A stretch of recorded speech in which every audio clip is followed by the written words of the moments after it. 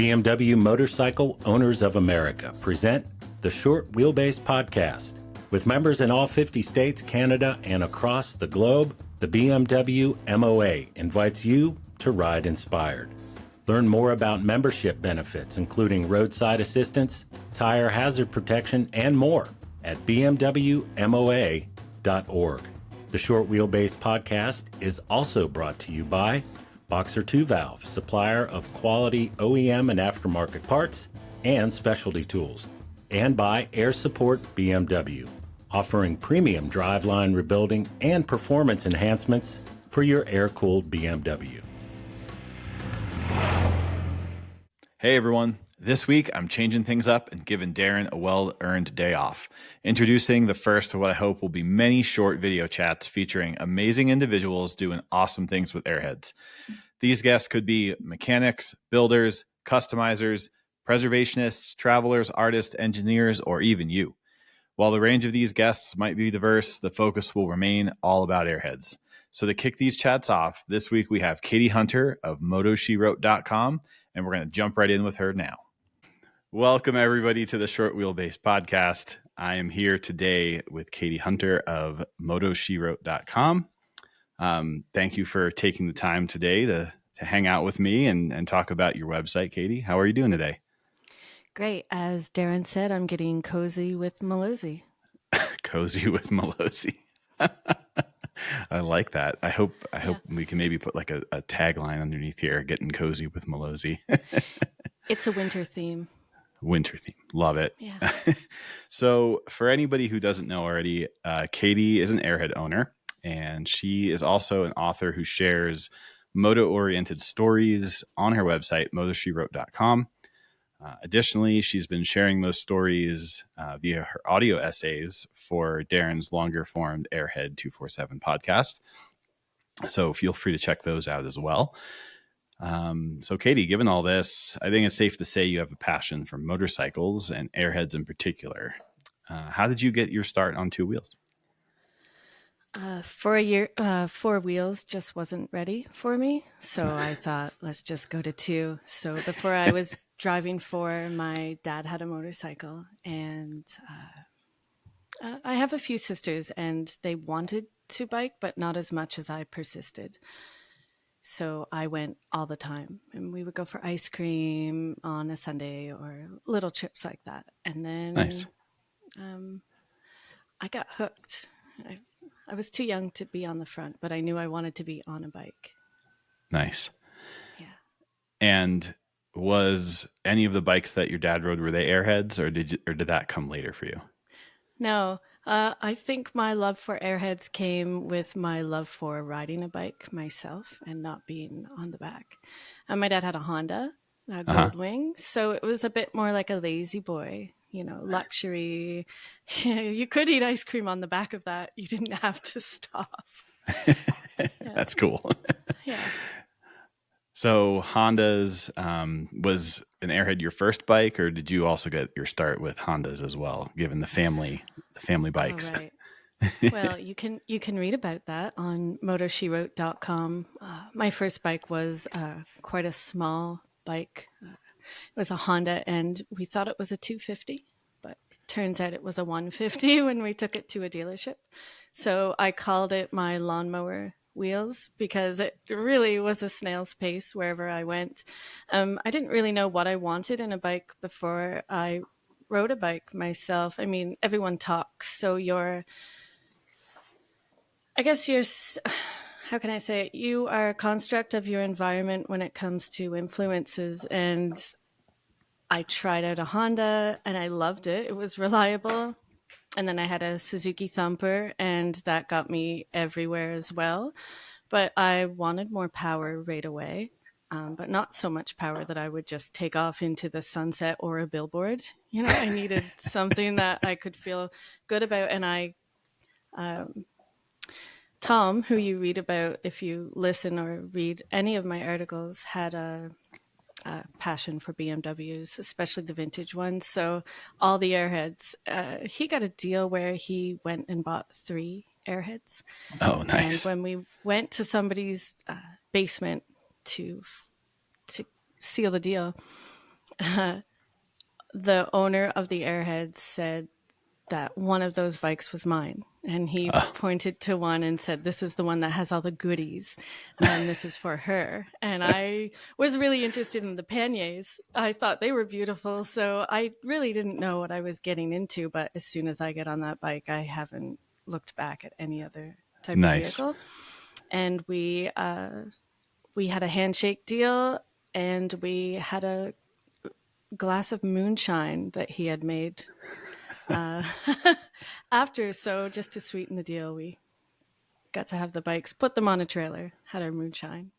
Did you put the bikes on the trailer before or after the moonshine? Because I could see that going very differently.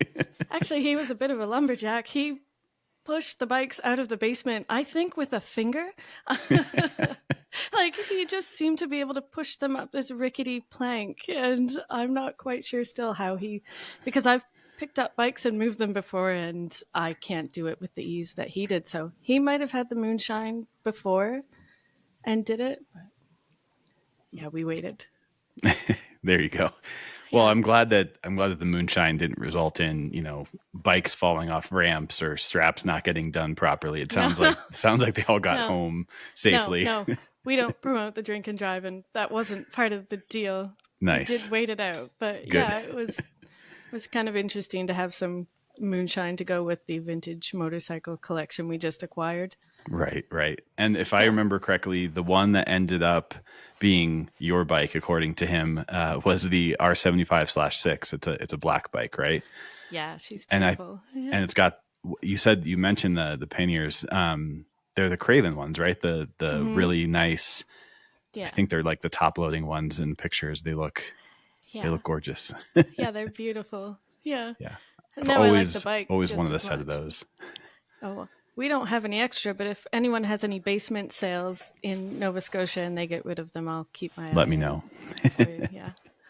I think I saw, though, recently that in addition to the 75/6, you have a project that made its way home to you as well. What do you have there? What's in store for that? That's we have to strip it first. That's a /5. Yeah. So I think it's an R50/5, right? Yeah. That was somebody else's project before mine. So it's like we really need to do some work on that one. It needs to be stripped, first of all. And we honestly, Nick, need to make some more room in our garage because we really don't have room for it. Yeah, so, I think by my count, you've got 6 or 7 in there between yours and Tom's. Tom will never tell how many bikes he has. I know he won't reveal it to me. I think he said it's somewhere between 1 and 100. It's somewhere in there. Yeah, well, this is only 2. So I really love both of them, but this one has quite a bit of work to do, and it's winter, so we're slowly picking away at it. Right.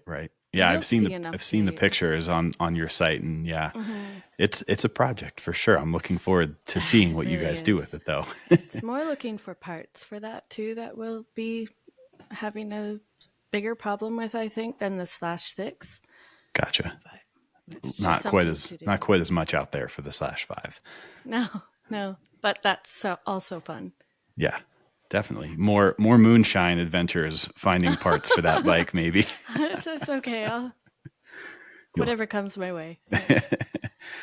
Cool. Well, like I said, looking forward to seeing updates on MotoSheWrote.com on that bike. Speaking of stories on the site, one of them that I wanted to maybe just touch on and kind of cover a little bit today without going into a ton of detail, because we want folks, we want to just whet their appetite, right? We don't want to give away a spoiler. But the story that really resonated with me is one titled Troubles.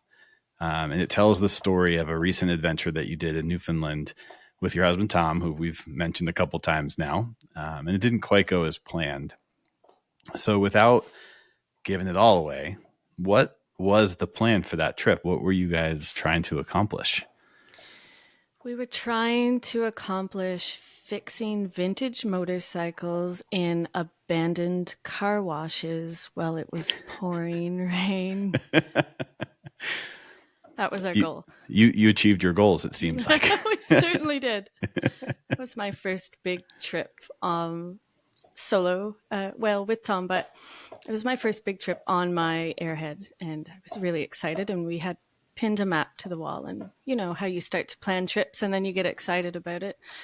And I was ready, and we took off for Newfoundland, and you sort of have to plan when you're going there, because you have to book the ferry quite in advance. And places sometimes are scarce, so we camp. So we were camping, and we booked our places to stay. The whole point was it to be a large adventure in Canada, and it turned out to be a large adventure in Canada. Right. So yeah, like you said, it was your longest trip to date. Seemed like, right, you were trying to immerse yourself in the landscape, in the bikes, and just kind of get away from the reality of life. And it certainly seems like that's what ended up happening, but maybe not how you were anticipating it happening. So what did happen? I know it's Tom's bike that's was the main problem here. So what? It's all his fault. It's all his fault, exactly. So what exactly went on with his bike while you guys were on this trip? Well, you know how you plan for a trip and you're ready for everything, except the one thing you didn't plan for, which is the one thing that gives you a great story. Yeah. That's what happened. Tom's bike, we got blown very hard when we were in the tablelands, and the wind was quite aggressive, and the Earth's core, the Earth's mantle, is showing when you're at the tablelands. It's cool. It's in a valley. It's pretty beautiful. Just look it up. I mean, you'll see it's quite sublime. And we went on a short hike through there, and we came back, and Tom's bike was blown over. Oh no. And someone helped him pick it back up, and we got to camp that night and set up, and everything seemed okay. And we did 3 checks, and then probably 3 more when I wasn't looking. I'm sure he checked more and more. And we thought we were okay, but we took off the next morning, and instead of going further north in Newfoundland, which is very isolated, we thought we'd head toward the middle. And I thought things seemed okay, so let's head to a peninsula that's a bit off the main highway. And we got there and fueled up, and the rain started. Oh no. And it's just like one of those black and white movies. A pathetic fallacy, I believe. The rain starts and everything happens. Right. Tom fueled up, started his bike, and it backfired, and it felt like a shotgun. And we needed a new ignition system. Oh no. Luckily, even though we were in the middle of nowhere, there was they call them efficiency units. So we pushed the bike over to the efficiency unit, but not before we spent the day working in the car wash and the back of the convenience store. So someone was at least kind enough to let you use the car wash and the convenience store to do the original initial diagnosis of the problem. And yeah, there was lots of kind. Newfoundland is that, nice. You go to Newfoundland hoping to meet the people of Newfoundland because they're fantastic. But then you feel like you're a burden because you've met the people of Newfoundland and they won't take anything in return. So the more people helped, the more we felt like we had to give back, and we really didn't have anything to give back. Right. So you just tell stories. And I guess that was the thing that you can give back when you're there, is bits about yourself that are real or not, that just feel like a good time. Just keep them entertained, right? So the kindness keeps coming. Yeah, pretty much. Yeah. Gotcha. So new ignition. I imagine there's not a BMW supplier anywhere on this or anywhere near this location. So parts are being shipped. Track? Yeah, is this where we do the laugh track? Yes. Yeah. Well, Motorworks did send us something very, very promptly. We were really impressed with how quickly he was on the ball, and we even had some troubleshooting questions, and he was fantastic, man. Oh, awesome. And what happened with that was there's a holiday in parts of Canada, and there was not in some, so we had to wait quite a few days. We thought it was overnight shipping, but that turned into, it's been a while ago. 6 days, maybe, that we waited for the parcel. That's a big difference. That is a big difference than overnight shipping. So I know the question that you're going to ask next, because we've talked about this before, but we were down to one bike. Yeah. And I will never volunteer for this again, but I rode on the back of my own bike. Oh, that hurts. It hurts. It hurts to say, and I'm looking at myself in this reflection right now thinking, why did you do that? But I did. So Tom's been riding longer, and yeah. So Tom's bike is down for the count, and Tom's bike is definitely you've gotten down. parts, but they didn't end up solving the problem, or I don't remember. They didn't arrive. Oh, they just didn't arrive. Okay, that's where I'm confusing. That's where I'm confusing the story. Okay, so parts didn't arrive, and we called the store, and you had to abandon his bike and get back to a ferry so that you could get home to the real world. And right. And you were forced to do so on the back of your own bike. Mm-hmm. Oh, yeah. So how has Tom repaid this debt at this point? My bike hasn't forgiven me for this, but But is it healing? Is it starting to come to terms with the fact that he was? Yeah. I wouldn't be able to talk about it now if it was still too much of a thorn in my side, but it's still there. Yeah. But when we do a trip this summer, we'll make sure my bike's, really fast, so he doesn't have time to jump on the back of mine. He'll just take off. Well, and it seems like he should maybe spend a little extra time making sure his bike is ready. Maybe. I'm not sure. Here's the thing, though, points to Tom. He does help me a lot with my bike. He's the one that's teaching me everything about my bike, so I can only be so angry. Great. Okay. Yeah. and of course, yes, for everyone that's listening, like I know Tom, so I'm just really giving him a hard time because it's just what we do. You can all give him a hard time. He can take it. Good. He doesn't care. Fantastic. Yeah. So yes, we were trying to book our ferries home, but every time you try to book the ferries, it will extend. It's quite popular destination, so we would call or we would wait for our parcel, which the lady said sometimes it doesn't show up.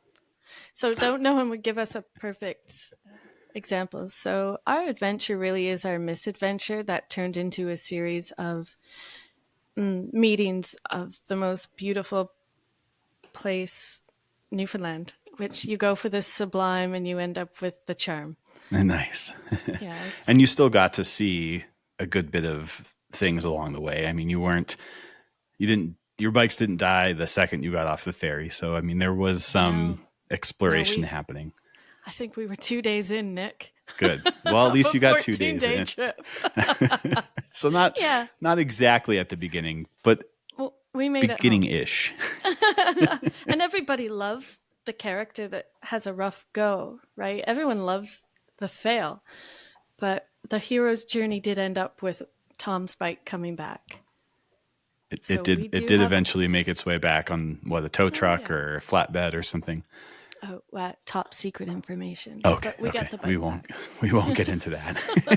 It's in Newfoundland folklore now. There's a song about it. Yeah. I'm looking forward to hearing that one. Great. I've got my folklore hat on today. You do? Yeah, you definitely could fit right in there. Cool. Well, I did pick the hat in accordance to the topic that we were going to be talking about today. Thought I'd be the other prerequisite is that your bike could possibly break down. I mean, head to Newfoundland. My bikes are very, very well acquainted with that. Mm-hmm. All right. So you got back. You're back into the real world now. You're back to writing stories. There's been quite a Yes. few since this happened. So I'm glad that this hasn't, slowed you down on your No. motorcycle riding or your adventures. What would you give as some guidance or advice to someone who's going out to do their first longest trip ever, whether that's 14 days or 5 days or just an overnighter? Or just crossing the bridge to the next town. There you go. That can be exhilarating too, can't it? Overnighters are great. Advice: camp if you can. Yeah. I know, because when I bike and I have to go into a public place, I feel like I've been so with myself and my environment while I'm biking that if I go into any kind of public place, I kind of feel like I've lost that excitement a little bit. But if I camp, then I just feel like I'm still out there, and it feels kind of like a cowboy film. Yeah. You don't have to open up the can of beans over the campfire, but you can, and if you do, that's really fun too. Right. I don't know if I have one specific bit of advice, but as much as I say that it's an insular activity, it really is great to meet everybody when you bike, and that really does make the whole experience worth it. Yeah, I mean, keep going, keep biking. It's more fun when you break down, because you will be rescued. someone's going to help. Someone will help, whether you like it or not, and that can be fun. I mean, in my experience, I've done a lot of camping here in Colorado off of my bikes, and for me, it's people will always help even when you don't really need it. There's always someone creeping over at the gas station to give you a piece of advice, and sometimes it's great advice. Sometimes it's, hey, take this road over here because it's going to take you over this mountain pass, and it's a much twistier, more scenic route that maybe Google Maps didn't tell me about. Or it's someone coming and telling me that, their Harley Davidson is better than my BMW. So sometimes it's not helpful, but you get to meet these people and have these conversations. And, it's something that you just don't get in a car driving around. No. You don't get immersed in the environment, even if that environment is a gas station or, in your case, the back of a convenience store. Yeah. A lot of people like to tell me about my bike, and a lot of people like to tell me things that they think I don't know about my bike, but I can hold my own, in most of it. I can fix some things, but a lot of people talk to Tom when they talk about my bike, so I find that's interesting. Interesting, frustrating. There's no point really in being frustrated. It just gets you nowhere. So right. It's just kind of fun when you can say a few things about your own ride. But yeah, definitely. You're right, Nick. No one really cares when you're in a car, unless you're in, a place that loves cars and has, maybe if you were in Italy and you had some beautiful race cars, you'd have that scene. But I find for the most part, if you're on a motorcycle, people generally want to know what you're up to. I think because they're jealous. Yeah. I think because they know you're having fun. Yep. And I can get my 16-year-old daughter on the back of my bike, and I think she really likes, when we do stop, people always talk. And she's kind of surprised that people want to talk to her old mother when she's on a bike. So yeah, I think people really are. They see that, and they see the freedom of it, and they think, that looks fun. Well, and that's amazing, in my opinion, that you're basically passing this on to the next generation of female rider. I hope so. I mean, I hope so too. That's fantastic. I mean, I hope that my son follows in my footsteps as well. But the more kids, the better, right? We need the youngins out there getting on Airheads and learning how to fix them.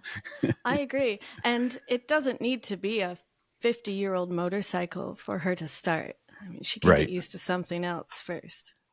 But you'll be a little bit disappointed, right, if it's not eventually an Airhead? Yeah. I mean, the kids have all picked out the one that they want. Everyone's picked out one. So there's decisions that might have to be made at some point in the future.